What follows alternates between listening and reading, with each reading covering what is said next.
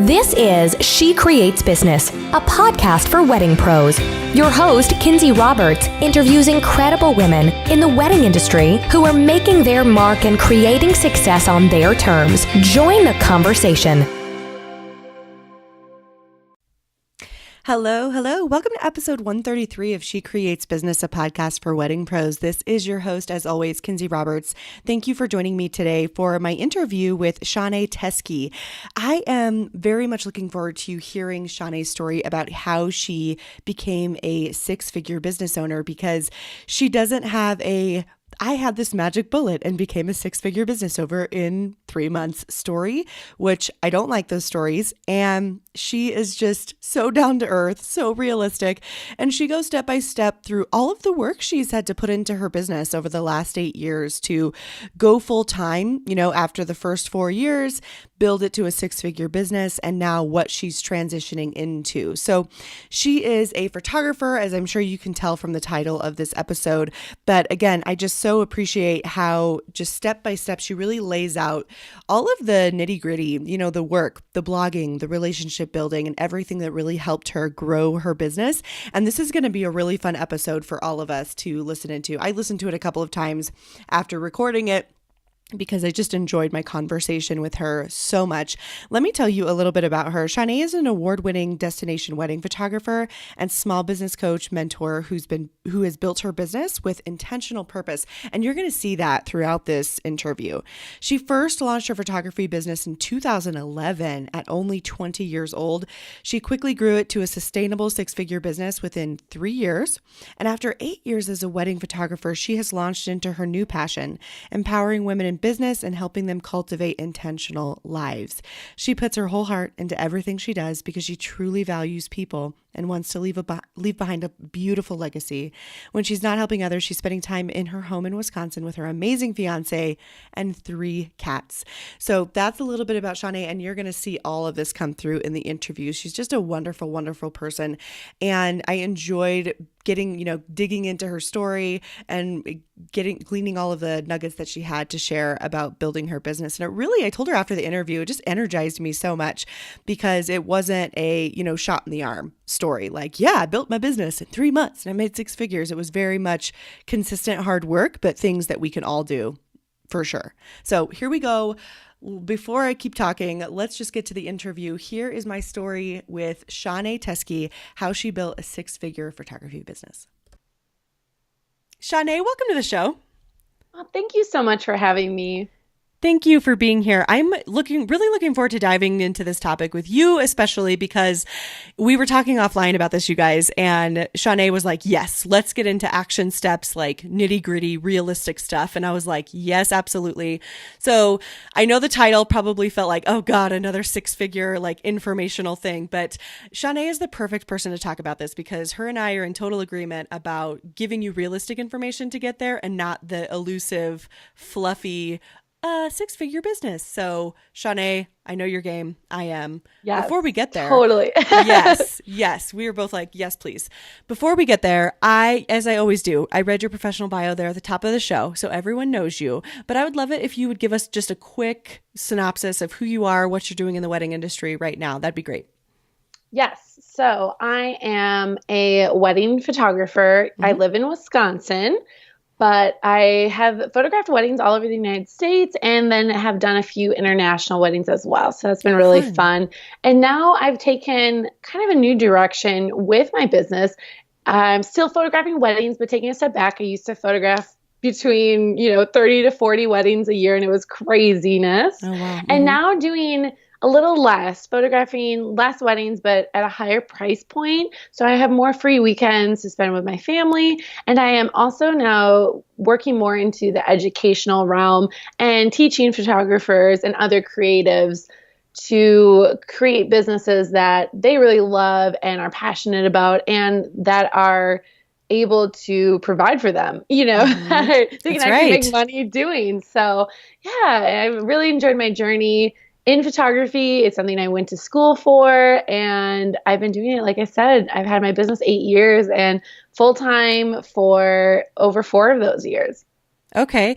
Well, you know what's cool that you just said is you went to school for photography, which I actually don't hear often, almost if ever. Whenever I interview photographers, it's usually like, well, I started as a hobby. I picked up a camera, and you went to school, so you're trained as a photographer. Yes. That's neat, and I love it. Good for you. Yeah, thank you. I sometimes I wonder if I went to school to be a photographer right when everyone was starting to do like that. Oh, it's a hobby and I can learn things online. And Mm-hmm. maybe I wasted a bunch of money, but No, I no. don't think so. Yeah, it was an amazing experience. I went to school. I wouldn't, and it was something I knew I wanted to do. So the fact that I already at a young age, I actually graduated high school a year early. So at 17 years old, Oh, wow. going to school, going to college for photography. I grew up in Wisconsin and I moved to Massachusetts to attend the school. It was totally crazy and unheard of for my other friends. But my family was like, do it. You can do it. You're awesome. Go for it. And it was totally scary and totally something that was out of my comfort zone, but I'm so thankful for it. Not only the things I learned, but the people I met and the experiences I had. Your family, that's huge when you make a decision like that, is having a support network to Yeah. feel, to say, you can do it and we believe in you, because we're all 17 at some point, Oh my even if gosh. Yeah. we feel like we know everything, don't get me wrong, but there's also, I'm sure there was some fear there going to all the way to Massachusetts. Big time. And my mom, I remember, a month leading up to it. And so it was kind of funny even because I was supposed to go to a school in Minnesota and it was only going to be a 4-hour drive away. And we Okay. were starting looking at the financial aid and it's like, this is going to put my family in debt so far because it was a 4-year traditional like art school. And I'm 17. I can't take out any loans for myself yet. So my family was Right. going to have to do that. And I'm like, I just can't do this. I can't ask my family to do this. And I found the school in Massachusetts because it was just like a technical program for photography. And it was literally you're just learning that. And you're learning kind of some of the business pieces behind it. So I'm like, a month before I was supposed to go to Minneapolis, I'm like, I kind of found this other school. Let me call them and see what's up. And they're like, yeah, we have openings for this fall if you can get here in a month. And we switched it all over. So it was supposed to be 4 hours away, ended up being 22 hours away. And Just a my cool parents, 22 hours. yeah, no big deal. No problem, And Mom. yeah, my parents were so good about it. I think my mom, knows it's coming. She knows her daughter's leaving the nest. So she's helping me pack and we're getting emotional. And my dad didn't understand, like, okay, whatever. And then as soon as they are dropping me off and they're leaving, he is just crying and, cannot Dad, handle yes. it. And my mom's like, that's why I've been crying all month. Hello. Yeah. She's like, So, I've been like releasing it gradually and now you're yeah. just a mess. Hit him and I'm like, okay, Oh, parents, of but then they course. left and it was that first month was so hard and I was so homesick. I just wanted to come home and I was so thankful for my family members that not even just my parents, but then I had a lot of strong aunts that said, you can do this. We'll see you at Christmas, but I know you can do this. Like my parents were like, yeah, you can come home if you want. My extended family was like, no, you're going to stay there and you're going to get through this and we'll see you at Christmas. We love you. See you later. Good for you. I'm just loving this. I think it's so, sometimes we have to get out of our immediate family, like our parents, especially. I mean, I'm a mom, so I know I'd be the same. I'd say, no, it's fine. You can come home. It's fine. Yes. Yeah, it's fine. Everything's fine. Just come home and I'll cuddle you. But it's so valuable to have those other really close people in our lives to speak into us and say, listen, you've got this. Right. And my parents were super supportive and they knew I could do it, but Yeah, they they also knew. see that their daughter's hurting and sad and wants to come home and they're hurting and sad and want me to come home. But That's I think right. we were all glad we stayed where we were and I made it through. And everybody stuck It it got out. better. It got much better. Well, and everyone stuck it out. It was a commitment for everyone, Yeah. right? It was like Oh, big commitment for your time. parents to have you 20. Anyway, that's okay. This is so great. You said a couple of things that I wanted to touch on because I think it's a really good precursor to what we're going to talk about, you building your 6-figure photography business. And You mentioned you've been a photographer for 8 years, full time for over 4 of those years. And then a couple other things that you mentioned is what I want to shine the light on is that you used to do 30 to 40 weddings a year. That is a lot. And Yes. now you're doing less, but you are charging more. So I was wondering if you would be able to share with us what's your price point now and how many weddings are you doing? What does the price change look like to enable you to do XYZ weddings now? Right. So I think we all kind of start a little lower and we do a little more because that's We where all we do. think we want to be. Right. So for me now, I have a starting price point of 3,800, but that's barely anything. So majority of couples are spending 4,500 to $6,000 a wedding. And for my area in Wisconsin, that is really high. That's right. So yeah, and it allows me then so much freedom to have some weekends back and really then pour into the couples that I am loving on and I can just give them my best instead of feeling burnt out. And that's what was happening with the 30 to 40 weddings was I wanted to give them my best, but I was getting so tired and my body couldn't take it anymore. And I knew something had to change. How many are you doing then now at that price point, or how many, like what would be the number? So I take between 10 to 20 and I really Nice. like 15 is just that middle of the 10, prime. 20 to 15 feels really good where I still feel like I'm busy but not where I'm burning out. Yes. Yes. I think it's so important what you just said about your area in Wisconsin because, I live in Colorado and I live in a more rural area. So we have I'm not a photographer, as you know, I'm a venue owner, but same, we're all the same. We all start lower.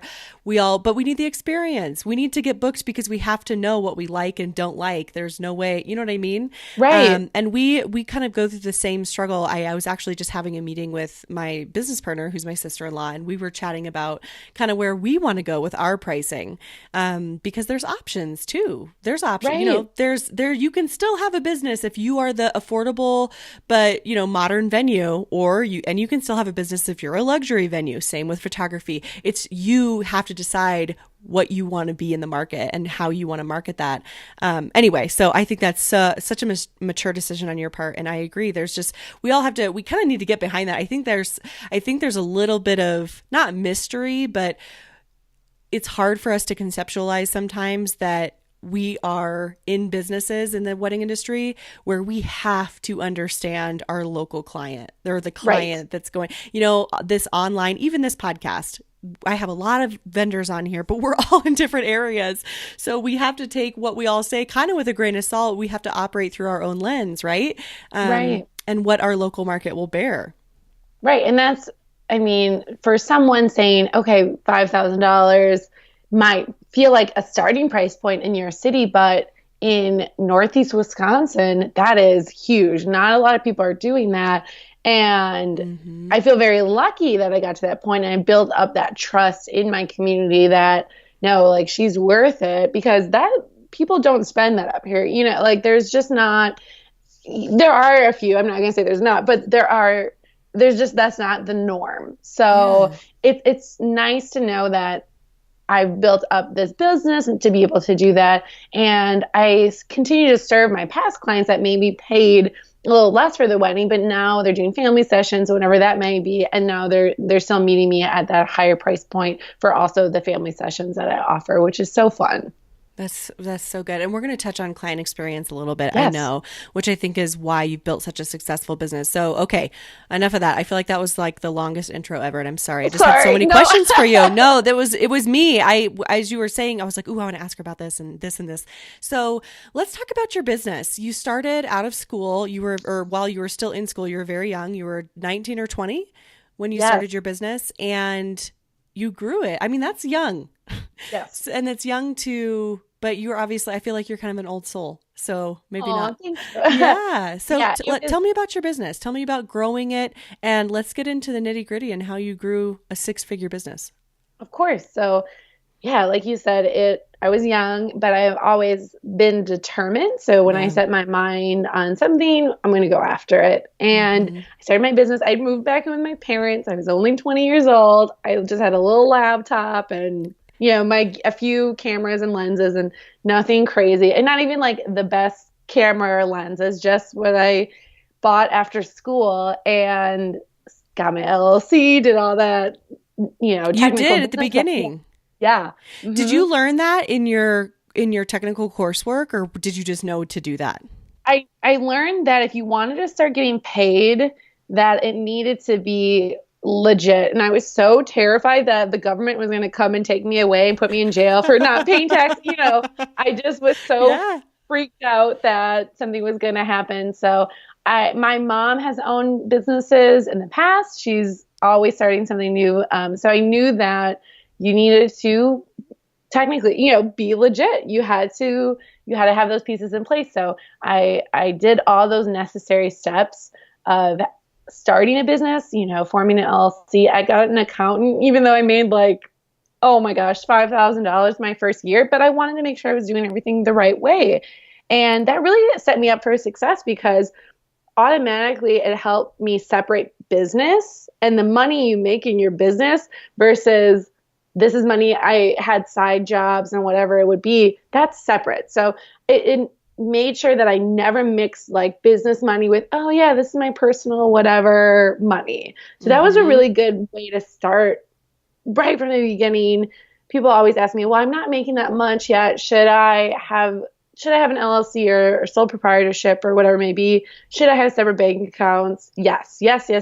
There, you can have $100 in it, but it's so important to start in that business mindset that the business has to be separate from your personal life. So I started with that, and I worked a lot of, like I said, part-time jobs, because I went to school for photography, and then you come back to a community that doesn't really understand what this art degree is. And so I worked retail. I worked at coffee shops while I was trying to figure everything out. So at one point I had 3 jobs while I was working on photography, and did not sleep a lot during that time. But then I was able to get a full-time job in a creative firm. They did a lot of design work, and then my department did a lot of the finishing work. So the actual building of sets and building of products for clients and things like that. It was always different every day. So I was really young being there. I think I got that job when I was 21 and was in charge of doing all this stuff. So it really helped me learn problem solving, and okay, we have this new deadline and we have to get it done by this time. And so I was working there while I was continuing to build my photography business, but being around creatives and being able to work with your hands and just think on your feet really helped me as a business owner, so I could expand that way. Did you know you wanted to go full time with your photography business right away, or did you not know? Were you just like, I'll just do whatever, right, and give it a shot? I definitely knew I wanted to be able to go full time, because there just wasn't the opportunities in my area to work for someone else, as a photographer. And I tried moving to different cities that I knew my friends were at, and some reason I kept coming back to, I had to stay here in Green Bay, Wisconsin. So I'm like, well, I'm here, family's here. I'm here I truly believe everything happens for a reason. I'm here for this reason. So in order to do that, I need to be able to create a business that I can then work for myself, because I went to school for photography. Photography is my passion. And if no one's going to give me a job, well, I'm going to make a job. That's right. Yeah. So you were working 3 jobs, then you got this more creative full-time job. Where did you go from there? What was kind of a turning point for you? How were you marketing your photography business to create that turning point where you were eventually able to go full-time? I know that's kind of probably more like a 4-year time period, but kind of tell us about that. Right. So I was very upfront, even when I got the job, that I also do photography on the side. I was always very clear with them, just so they know this is what I'm doing. And it also was really beneficial for me too, because if they needed some photography help, they did ask me for it at the job, or other people that worked there were some of my first clients, which was really awesome. And because I went to school here, I had a lot of high school and middle school, all that kind of schooling. I had a lot of friends now getting married that were reaching out, hey, I see you went to school for this. And I never stopped posting about it. I think that's the other thing. I kept it like in fresh in everyone's mind that I'm working on this thing. I have this photography business. People didn't need to know I wasn't, full time with it. I just treated all my social media or when I would talk to people, like, yes, I am a photographer and I'm also doing this other job. I would really start with, I am a photographer first, even though that wasn't always my main income. I treated it with a lot of weight and importance because it was important to me. And I knew if I wanted to get to that level of I am full-time, I need to start acting like it is serious and I could get to full-time. So I did that a lot and tons of referrals, tons of word of mouth, and just really trying to, like you had mentioned earlier, the client experience for me was the biggest piece that I could give to people because I didn't have a ton of clients, but how could I serve the clients I already had? So, and then I started the path of, I knew I wanted to go full time. What does that look like money wise? Because I think we all have these ideas of we want to, and that would be so fun and awesome. But if you're not prepared, it's not going to last. So I really started then working on any money I made from photography went into a savings account so that when I decided it was time to go full time, I would be set in case anything happened. And I kept that separate. I tried to live off my one job and kept all the photography money separate so that when I went full time, I already had this cash, this account that if something happened to me, I was set, I was prepared, and it gave me peace of mind. Okay. So, and at this point, I have two questions. I just wanted to back up really quickly. And you were talking about you were getting a lot of referrals and word of mouth because you were not afraid to talk about it. And you talked about posting. At that time, were you just sharing on your personal accounts, like personal Facebook account, just reminding people that you were a photographer, or did you already have business accounts at that point? So I had my personal Facebook, and then I just used it. This was before Instagram was like what it is now. So Instagram was not, I was still using the filters. Okay. It was getting, I mean, we've all been there. Yeah. It was like that. It's like dark with like the black outline on the edges, yeah. If you go way years back, you're going to see a lot of just pictures of my cats. I love it. But I did have a business Facebook page.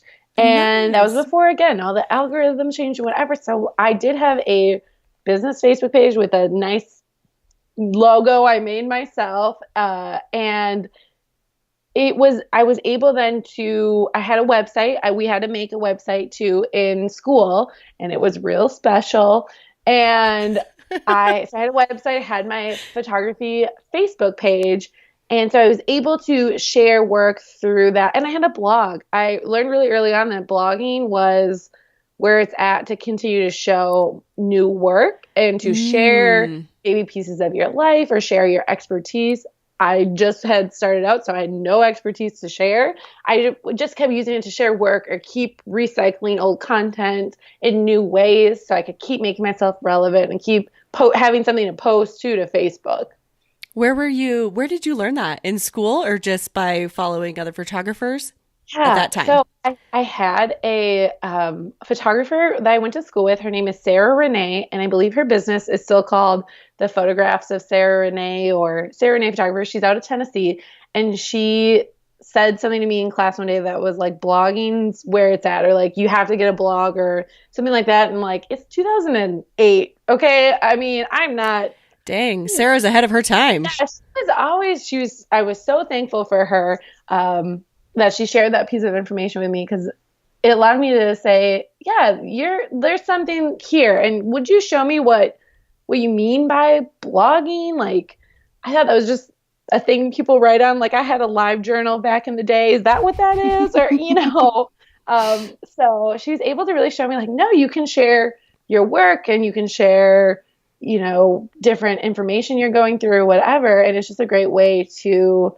keep it up, where a website should just kind of stay with your best work. But a blog, you can keep adding and keep changing. I'm like, this is awesome. So she was super I don't even think she'll remember that she said that to me, but that changed how I looked at sharing information. When did you start looking at your blog? So you were an early adopter, clearly.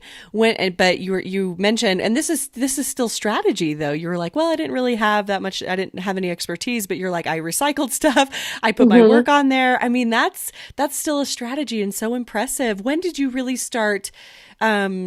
I mean, you're still blogging. I looked at your website. So you Yes. still have a blog. You also have a podcast. So you're creating content in other ways now, which is great. And we're going to get into that. But when did you start kind of morphing your blog and saying, I do have stuff to share, and putting more content out there?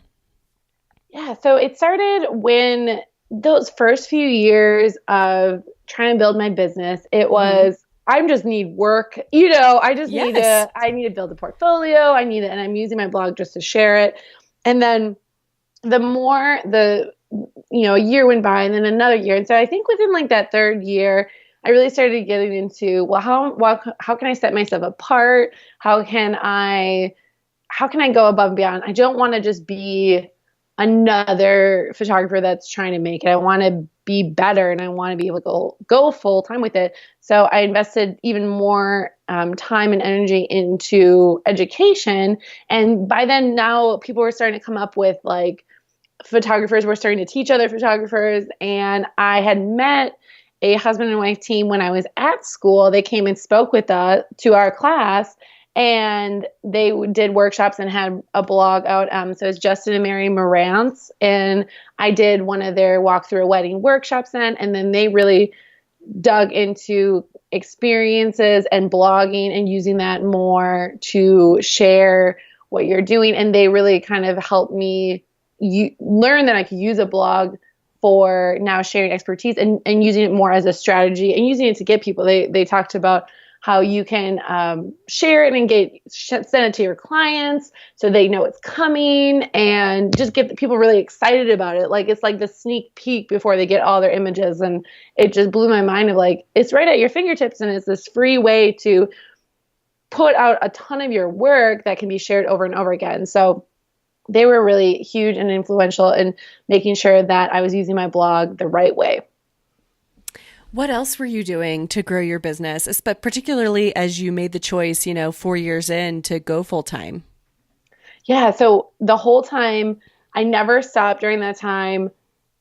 Grabbing onto education, signing up for free classes, signing up for different workshops that people were hosting and putting myself out there. I was making sure that if someone emailed me, I emailed them back within 24 hours, really not only setting the expectations, but then exceeding them. Not if I would say I would deliver images by 2 weeks, I would deliver them within 1 week. Like I was really trying to love hard on the clients I already had because I knew how beneficial word of mouth was, especially in my area. I think in any area, but when you don't really know where to look here, people are going to trust people that have already had this person. So right. I really worked on loving the people I had, and I did one wedding show and it was awful. I'll never do like a traditional wedding show again.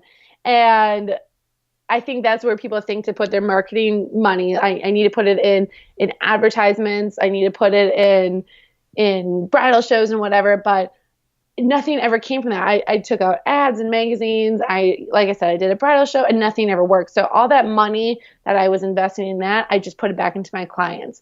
And the biggest thing between, the blogging and sharing what I could do and the photos was loving on my clients and going above and beyond for them and surprising them with gifts and buying, making sure that when they paid for my services, part of that money was going into gifts and surprises for them. And that blew their minds. People weren't doing that in business, and even their other wedding vendors around town weren't doing that. So they were feeling really special and they were willing to spend more money because they were hearing that I was doing these things for my clients and they wanted to become my client. They wanted to be a Shaunae Teske photography bride because they wanted that experience. They want to feel special and loved on and heard. We all just like do. Everyone does. Yeah. It's super special. I do. I was just like, oh, I feel special already. Like I feel special just hearing what you're doing for them. Oh. Do you think that word of mouth and referrals Could you, I mean, it sounds like it, but maybe I'm wrong. Does that feel like it's the main way you've grown your business? That, yes, that and blogging. So, And and I blogging. think it kind of goes hand in hand of Sure. um, the, they're sharing about the experience and they're sharing about it through the blog. But yeah, really, I put out so much content, not only just my own work, but then I would go around to like other vendors and I would say, hey, I would love to feature you on the blog, and you can share about what you do and how you love on your couples and all that kind of stuff. So then they're sharing it with their audience, and I'd go around to all sorts of people and just be like, can I put you on my blog? Just, like I want to photograph you and interview you and be able to share your story. And that really helped. So it felt like everyone was talking about me. Everyone was directing, their followers or their clients to my blog because I put in the work and I put in the content for them. And it was something they could use and promote their business, but it was also all going back to my site, which was really good for potential clients to see. That's huge. And, as I'm sure, and because you are a podcast host as well, it's like having a podcast. No one says no because they want to talk about themselves. Yeah, and that's anything. If you're like, I'll do the work, I'll take your pictures, I'll write about you, all you have to do is just show up and talk about your story. People will jump at it. And yes. I think it's scary, a scary thing sometimes too when people are starting out. And I always recommend doing this in their community is having this kind of vendor referral or vendor spotlight. And they get so nervous of like when someone's going to say no, and I'm like, no, because they want to get the word out too about them. So it never hurts to start connecting yourself with other vendors. That was a big help for me. I just really put myself out there, and I was new, like no one knew me, and I just would go to like the vendors that I felt really aligned with my brand or the brand I was trying to get to. Because again, I was not pretty. I was trying to get to that higher end, pretty look that looked really clean and looked high, like expensive, even though I wasn't charging it. And I just aligned myself with those people. And even if they're like, I remember a wedding planner in town said, there were so many photographers and you just were so positive. I couldn't say no, even though you were a lesser price point. You were someone that I wanted to get to know because you were so friendly and so positive, and you were willing to talk to me and listen. And it wasn't just here's my pricing, will you refer me? You wanted to do things to help my business, and you wanted to do things to help me. So you really stood out. That is so huge. If we could all just take a second to internalize that, because it will take us so far. Just thinking of other people. And I don't feel as if that is, I feel that that's obviously smart business, but it's also, and I feel like I've said this before on the show, it's okay to have goals for your business. And part of those goals and reaching those goals is bringing other people along. It doesn't make your interest in them disingenuous. It's very genuine, because you're only going to do it with people that you want to work with, of course, but it's okay to have goals surrounding that because it helps everybody. Right. And it just allows us to be able to bring us all to a higher level. That's if we right. can all do that and just help each other out. I mean, I felt so grateful of I don't even care if you don't give me a wedding or refer me. I just want to get to know you, because I think that's the other part of this industry. It can get a little lonely, especially if you're your own one woman, one man show. And I just wanted some friends that understood too what I was going through with owning a business and being in the wedding industry. So, and that was part of it. I just wanted to get to know people. I want to be able to serve other wedding vendors. And again, it's a win-win if we can refer each other. And that was my thing too. I would say, I will refer you. I would love it if you refer me, but if not, that's okay, because I think what you do is awesome. And I think my clients would totally love it. And a lot of times too, I started with some people that were starting out as well, but I knew they had a talent and I knew they really loved what they were doing. And now years later, we're also friends and we're in these thriving businesses, which is so fun to see. Yeah. Well, and it makes you, even if it's just a one-side referral, which a lot of times it will be, and that is okay. It's okay if that's the case, because it's going to come back to you in one way or another. But if you have great people to refer to your clients and you're doing that referring, regardless if it's being reciprocated, that makes you look like the pro, because you're like, oh, you need a calligrapher? Psh, I know somebody. You need a great wedding planner? Yep. Got 3 names for you. Here you go. That makes you look amazing. And they can't believe it. They're like, "Oh, you know these people?" I'm like, "Yeah, it's great." Yeah. and you're serving the other vendors, but then you're serving your clients because you've taken hours of research and work off of them and allowed them to just relax, and you've already given them the information. So they're really happy and loving life because you've gone above and beyond for them. Not even just you're a photographer, but now you're referring florists and planners. Awesome. Like, they've really, again, reiterates that they made the right decision by going with you. That's right. Absolutely. What are some other ways that you've grown your business that maybe we haven't touched on? Word of mouth, this client experience, which, it sounds like vendors were kind of a tertiary client too, because you focused on your experience with them. Blogging has been big. What else do you feel like you did that, changed the trajectory of your business to allow you to grow to 6 figures and go full time eventually? Yeah. Another big thing that really helped was getting a great pool of other photographers that I looked up to that were in my area or around my price point that I really loved, and starting again, this is another type referral type thing, but I think we get nervous too of having referrals with people in our industry, especially photographers. It's like, oh, I want to keep my secrets to myself or whatever it may be, or keep my pricing to myself. And I found a bunch of friends that were also photographers also doing the same thing. And we got together and said, there's only so many dates that we can do ourselves. If I'm booked, I would love to refer you. Or we just would make it really easy that if one person was booked, then that person would refer this person, that person would refer this person. So it just kept going. And it was a really scary thing to start to do because, again, you're starting out, you're trying to build just your talent and your skill. And now you're going to other photographers going like, hey, I think I'm as good as you. Will you refer me? So it was really building relationships with other photographers and being able to help them get their calendars booked so they could help you in return, and having a good group. So it's not just one person always referring and one person always taking, having a good group and a good balance of being able to share the work and share the love. And that really helped too, because again, if you're booked, you never just want to say, no, I'm booked. You want to give them referrals to other people. And I would book a lot of people just off that referral because they already fell in love with this person's work. They're booked now, but they said, you're free. They love them. Well, of course they're going to love you because they referred you. And we barely would even have to like meet. It'd be like an email or two, and then we were there. So I think whatever your industry is, finding other people that do the same thing to be able to be resources for each other is super important. So it was like a referral circle. Yes. I like it. It's not like it. It was. What stage of business were you in when you felt comfortable doing that, or and also when you had enough connections to make that happen? Kind of like how many years were you in business? Do you remember? I would definitely say it was so I started working with other vendors.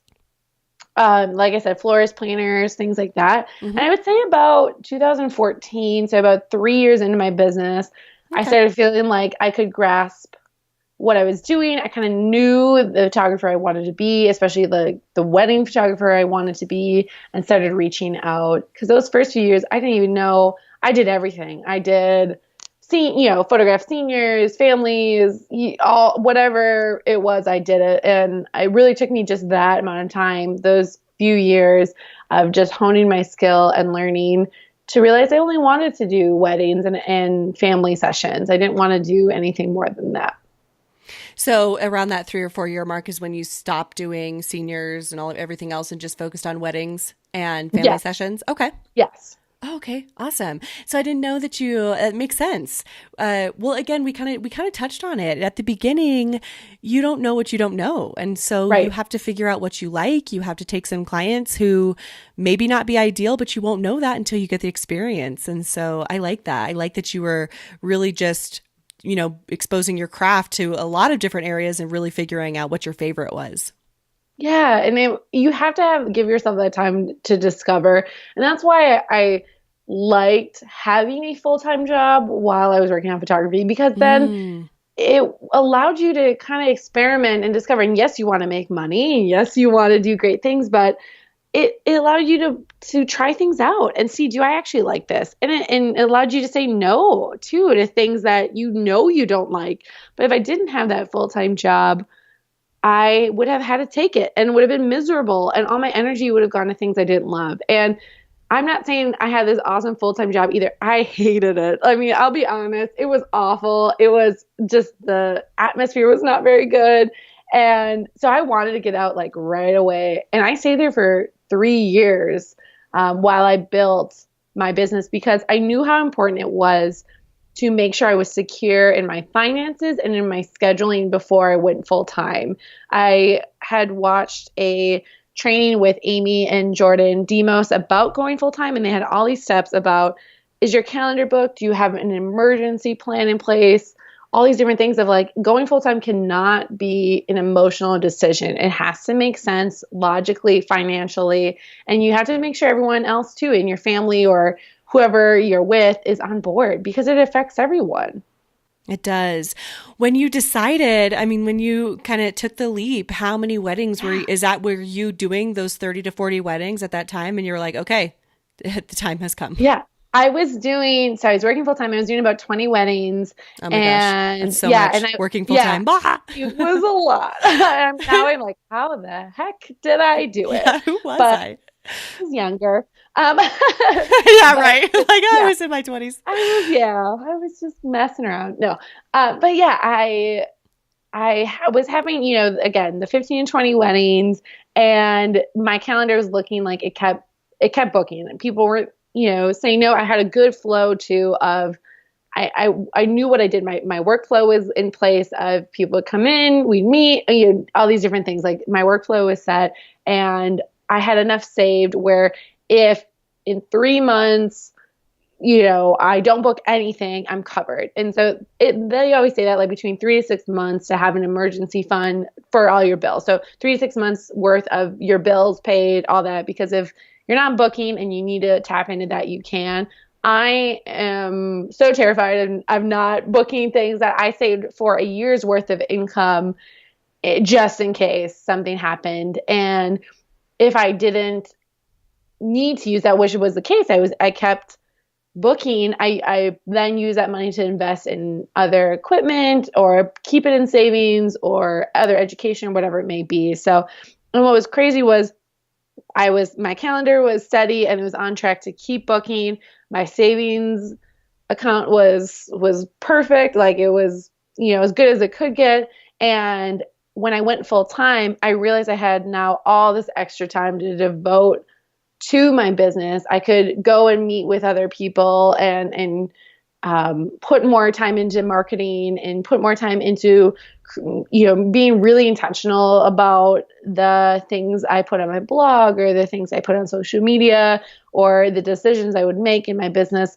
And then like that first year being full time, I worked super hard on just like, and again, to the point of burnout, I would stay up very late because I was so passionate about it, and I had all this time now to do it. That year was where I was really seeing those higher numbers because I could dedicate. You already did all the work while you had this other job of getting the clients and getting the referrals, and now it's all the extra stuff of full time of like like I said, little marketing things and little things, but now it's all added up to be able to hit those higher price points because you have way more time now to do it. And you kind of have that mindset of, this is it. I have to make this work because this is my only job. This is the thing. Yeah, it really kicks you in the butt. And that first year full time was my busiest year. And super, super grateful for that too, because then it taught me how to maybe not work so hard that you're burnt out and work smarter, start raising your price points, because you've already built this reputation for yourself of delivering great client experiences and really loving on people. And that's going to continue to go with you. You just have to now take on less. And so for me, taking on less was being able to, I priced myself higher. So as we kind of wrap up the interview here, as blogging, client experience, vendor partnerships, you've been in business for over 8 years now. What are you doing? And you're kind of switching. Let's talk about that a little bit. You take less weddings. You said somewhere in the neighborhood of 10 to 15-ish. And you also do some training and stuff. Tell us about that and what that looks like now as, a revenue source and as something you're passionate about. What are you doing there? Right. So I feel like I've given you guys a lot. I talked a lot, so I'm sorry. Oh my gosh, do not be sorry. This is great. Lots of information. Never about apologize to us. Yeah.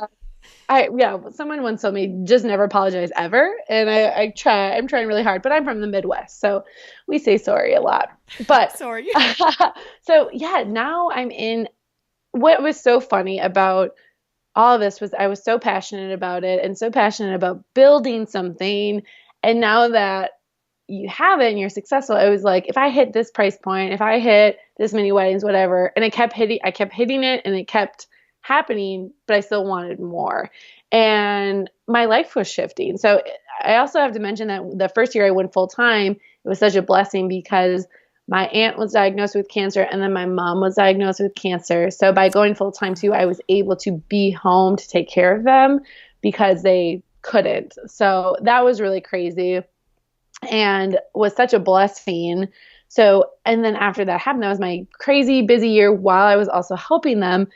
It really then shifted my perspective of, yes, you can work hard and I love making six figures and I loved making a lot of money, but it wasn't about that. It was about family and it was about being around the people I loved, and money started not becoming as important to me. And that stopped being like a big goal I had. It was more about, am I with the people I want to be with?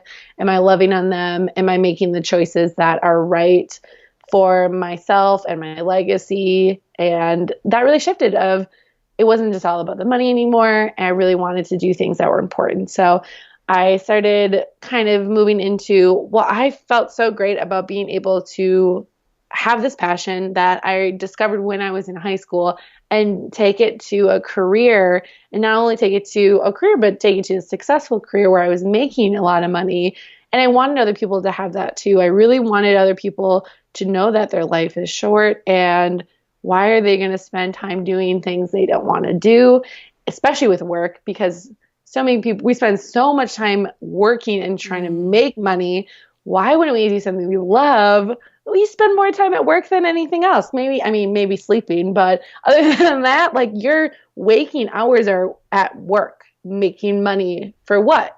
So I really wanted people to be able to do things they love so they could enjoy their lives and they could really love what they did. So every day didn't feel like they were going to work. It felt like they were going to their destiny or their calling, that they weren't just working for their weekends, that they really enjoyed what they did every day.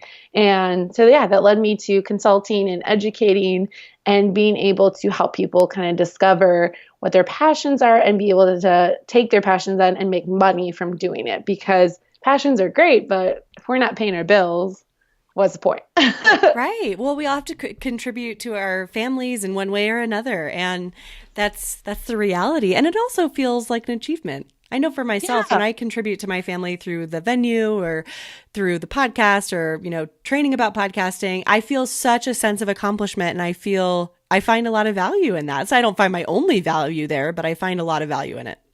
Right. It's so true. So what's next for you? Tell us what's on the horizon. Yeah, so it's a lot more into the consulting and coaching part of my business. Good for you. And really loving on clients that I do have for photography. I don't think that will ever go away. I don't think I'll ever make a shift away from it completely because I love it so much. But yeah, this year really is about about loving on other people in a different way, in education and in consulting. And then also personally, it's a lot of life changes for me, getting married. And Yay! Yeah, I don't know. Yeah.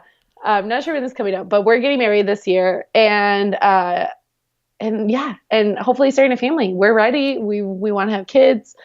So that's a big personal life goals. And I worked a lot on my business goals in the past so that I can get to this point in my life where I can take a break and work on just my personal life. Yes. Yes, ma'am. And and you so deserve it. That's so wonderful. Congratulations. Thank you so much. You're welcome. Okay. How can everyone find you? I'm going to put everything in the show notes, of course, and like links, but tell us where to find you and come hang out with you online. Yes. So my website is Shaunae.com, and all my social media is at Shaunae Teske, and Shaunae is spelled Shaunae, Teske, Teske. But again, I'm sure it's in the show notes, but still, it's nice to hear it. Yeah, it's nice to know what to look for. Yeah.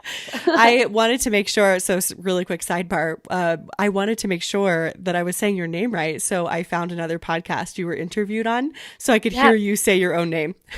Yes. And I've had people just ask me, well, how do you pronounce this? And yeah, it looks weird, but it really is easy. It's just Shaunae. That's right. No, it doesn't look weird. It's beautiful. I love it. Thank you. Thank You're you welcome. so much. Thank you so much for being here, Shaunae. I enjoyed this conversation. It was wonderful. And I just appreciate the holistic picture of the trajectory you've had in your business and life. And I appreciate you. Thank you. Thank you so much for having me and letting me share with your listeners. And you're doing amazing things too. This podcast is awesome. So I feel very honored to be here and be able to share and ramble with everybody. Thank you. I appreciate that. We will talk to you soon. And you guys look for all the links that Shaunae mentioned in the show notes because she talked about a lot of stuff today. It was wonderful. We'll talk to you soon, Shaunae. Thank you. Thank you so much. Thank you so much for listening to She Creates Business.